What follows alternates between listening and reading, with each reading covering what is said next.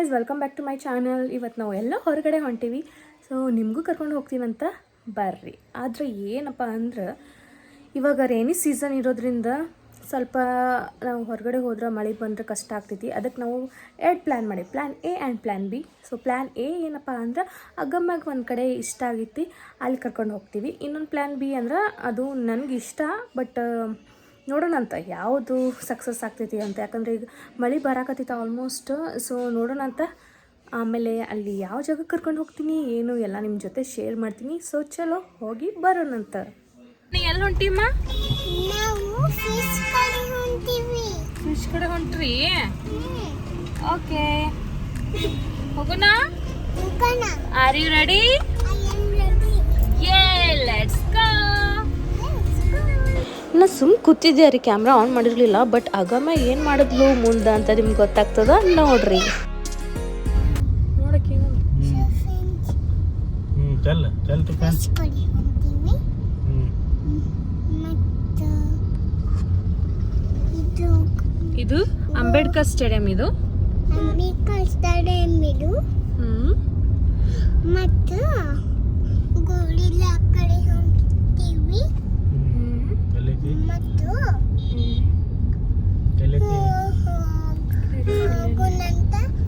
ಹೋಗೋಣಂತ. Stay tuned ನೋಡಲಿ. ಹೌದಾ? Okay.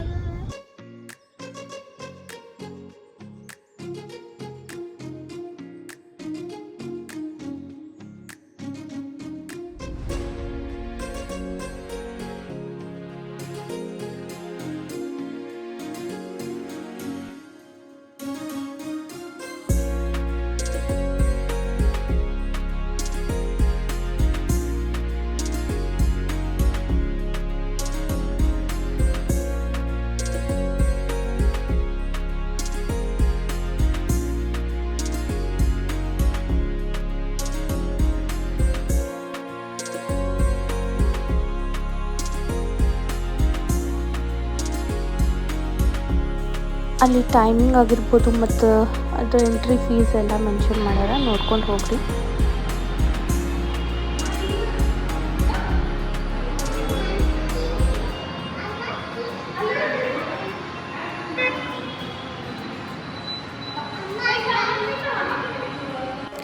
ಹೇಳ್ಬೇಕಂದ್ರೆ ಮಕ್ಕಳಿಗಂತೂ ಭಾಳ ಇಷ್ಟ ಆಗ್ತದೆ ರೀ. ಯಾಕಂದ್ರೆ ವೆರೈಟಿ ಆಫ್ ಫಿಶಸ್ ಅದಾವ.